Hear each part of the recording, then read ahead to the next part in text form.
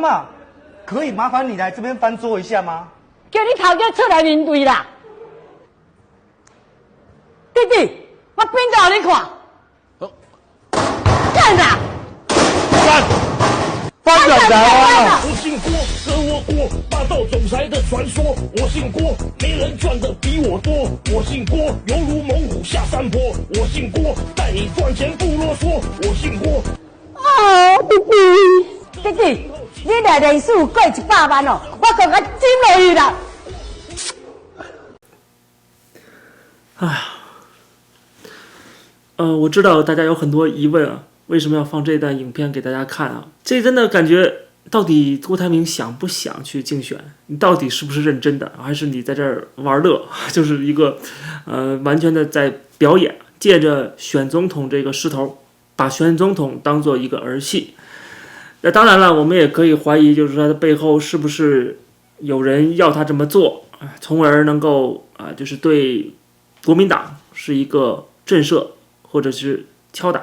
有些话呢不太适合说啊，一个是没有证据，第二就是毕竟在大选之前啊，我不是想带风向带节奏，咱们就是理性分析。那么对于一些阴谋论或者是瞎猜测的东西，我就尽量少说。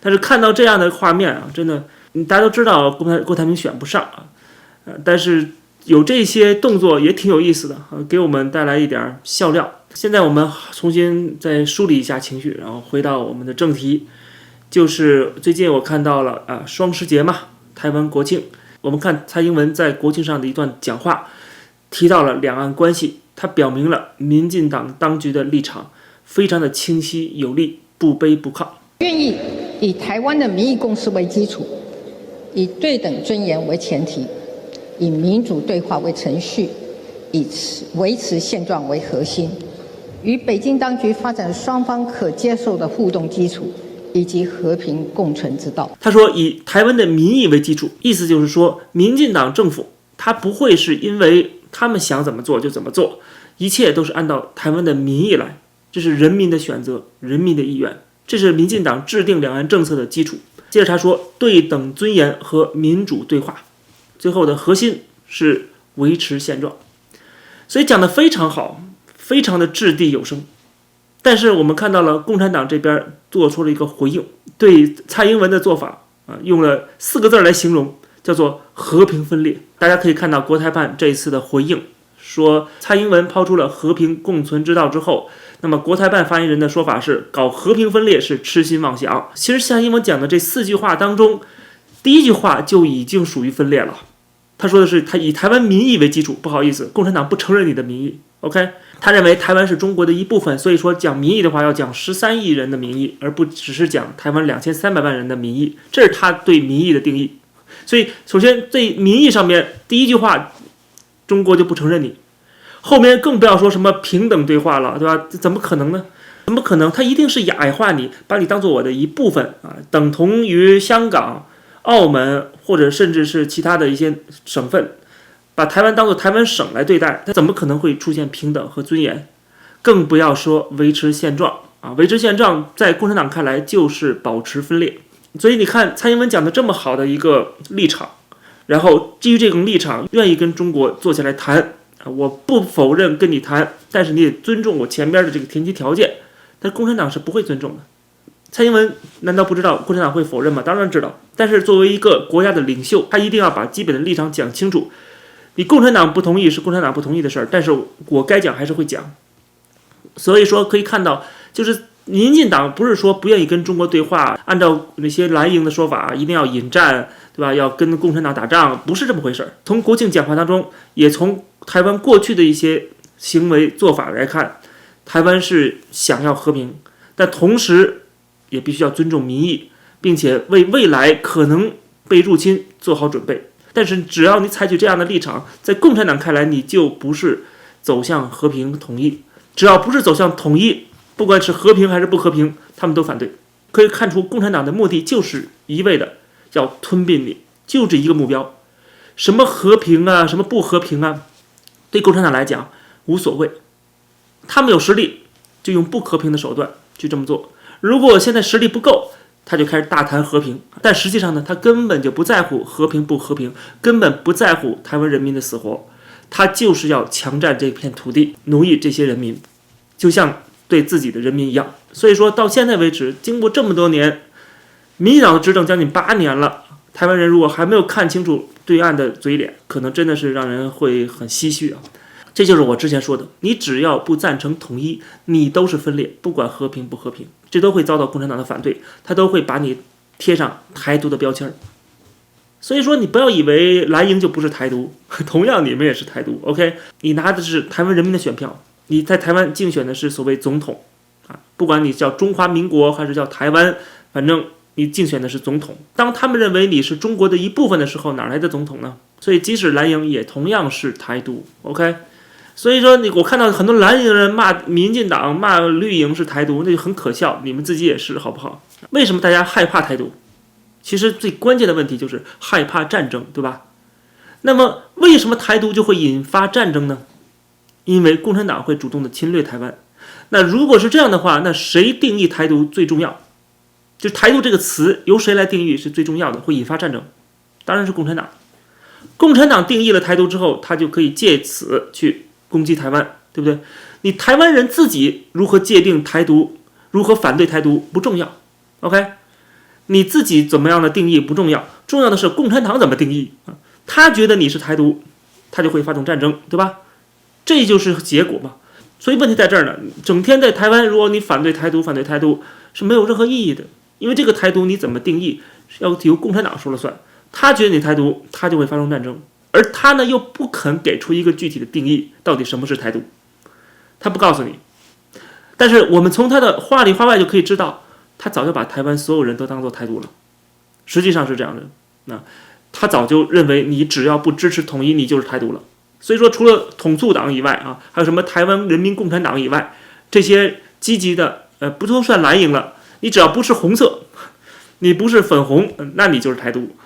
所以当共产党其实已经有这样的一个界定之后，那台湾人还能怎么做呢？那你们只能说联合在一起，共同对抗中国，对吧？不管你是蓝营、绿营，还是任何的这个政治势力，我觉得面对共产党的时候都应该团结一致。就像今天的以色列，我们可以看到以色列现在也是军民同心，全国上下甚至加上国际社会的支持，一起来对抗消灭恐怖分子。这不光是捍卫以色列的主权，这是在捍卫人类的文明。所以为什么在讲到哈马斯的时候，我们看到全世界各国的领导人都用了一个词叫 evil， 邪恶，就是这是一个邪恶的势力，是必须要被清除的势力。这跟支持巴勒斯坦人民、保护巴勒斯坦的人权并不冲突。当然了，也有人说，那么巴勒斯坦人都是支持哈马斯的，对吧？所以他们罪有应得。我觉得这种说法是不对的，原因就是如果你把至少加沙地带200万人都归为 evil， 那你是不是要搞大屠杀呢？对不对？那你什么意思呢？这么多人里边难道没有妇女儿童吗？甚至襁褓当中的婴儿难道都是有原罪的吗？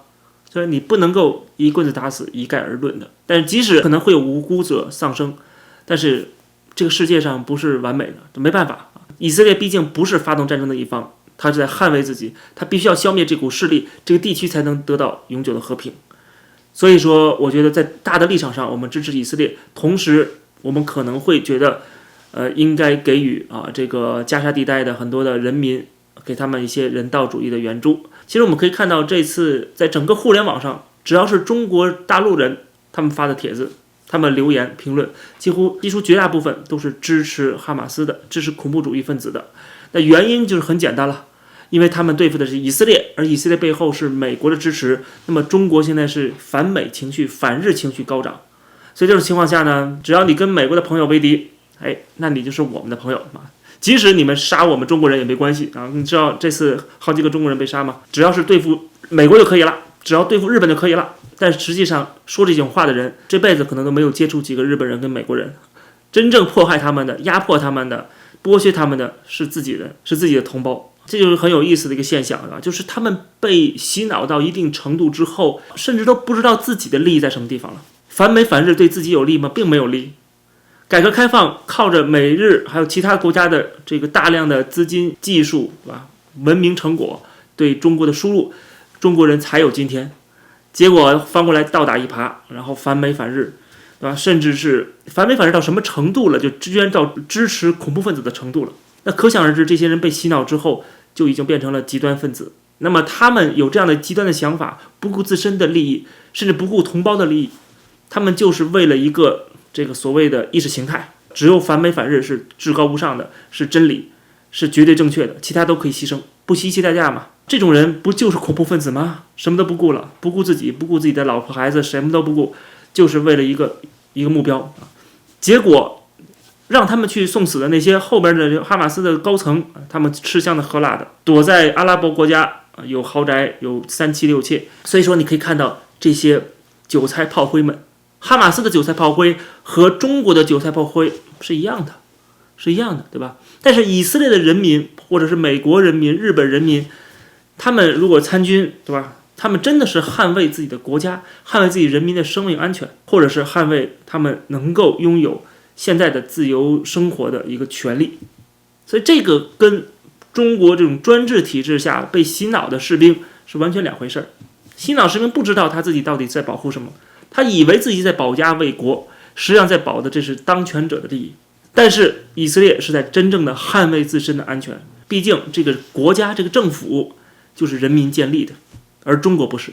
中华人民共和国这个国家它不是中国人建立的，它是一个境外势力的资助和渗透的成果。中国共产党从成立甚至还没有成立之前的这理念的传播，到后来的成立壮大，最后夺权，全部都是有一个外国势力的支持。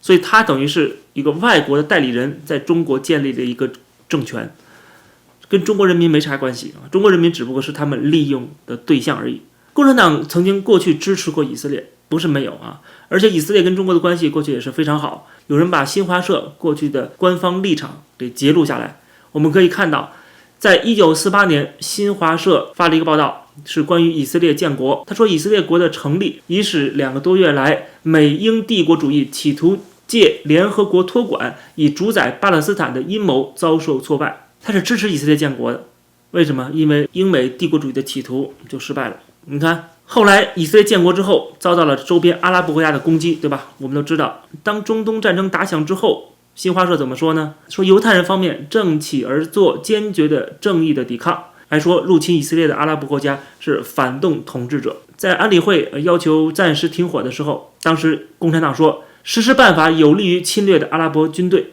不利于自卫的以色列军队。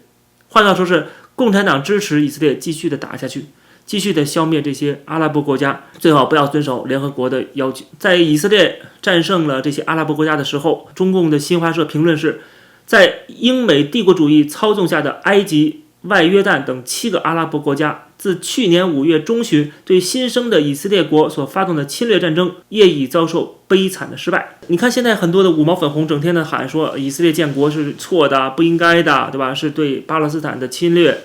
不好意思，你的主子可不是这么说的。你的主子可是说以色列建国是正当的、合法的，对吧？他们应该建立这个国家，其他国家去入侵它是帝国主义行径。这些五毛粉红被自己的主子打了脸，他们其实觉得想站在自己主子那个立场上啊，但没想到自己主子是另外一个立场。为什么过去共产党是另外一个立场呢？因为他们目的是要反美、反日、反整个西方世界。可是现在呢，他们现在又反对以色列，又支持哈马斯了。所以共产党的立场从支持以色列到反对以色列，从反对这些伊斯兰国家，包括巴勒斯坦的这个组织，到今天支持哈马斯，这种180度的转变，看似好像自己打着自己的脸，实际上它背后反映出的是他们根本就不 care 到底支持谁，你支持谁都可以，关键是看当时的政治需要。他们唯一不变的就是反美、反日、反西方世界。所以以后我们再看到底下那些留言评论，是吧？很多中国的网民支持巴勒斯坦，好像多么关心巴勒斯坦的平民的损伤，他们的人权，我们就回他一句：装什么装？如果他们真的关心人民的生命安全的话，那么第一，他们应该做的就是反对恐怖分子。他们一边支持恐怖分子，然后一边告诉你他们支持人权，我就觉得很可笑，对吧？别说遥远的中东了，就说自己国家，在中国谁在侵犯人权？他们说过一句话吗？他们敢说吗？所以说这些人都是太虚伪啊，都是要不然就是五毛背后有这个资金的支持，在网上带风向带节奏，这是他们的政治任务；要不然就是脑子被彻底洗得一遍又一遍的韭菜和炮灰。其实这两件事情，就刚才我讲到的，一个是台海问题，一个是中东问题，我们其实从一个侧面上可以反映出它的共通之处，就是你不要看共产党说什么，他们表面上的立场到底是什么，支持谁不支持谁，这不重要，关键是他骨子里他是在为自己的利益啊，这其实也无可厚非，所有人都是在为自己的利益。这样的话，其实让我们去了解共产党，他为了自己的利益，他会说完全相反的话，会做完全相反的事儿。那这时候你可能就会被蒙蔽，不知道他到底什么意思。那么我们就要深刻的了解共产党到底他们什么立场，他们为了自己的利益，他们是如何去评估自身的利益。当我们去了解这一点了，那么我们就知道他在台海问题上会做出什么样的决策，他在中东问题上会站哪一边。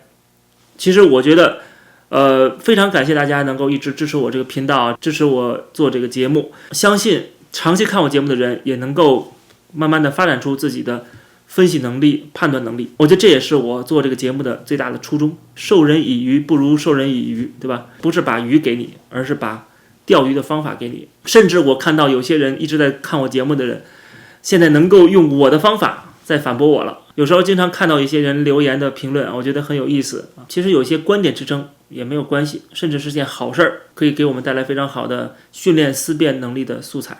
好，这期节目就跟大家先聊到这儿，感谢大家收看，欢迎大家点击订阅这个频道，我们下期节目再见。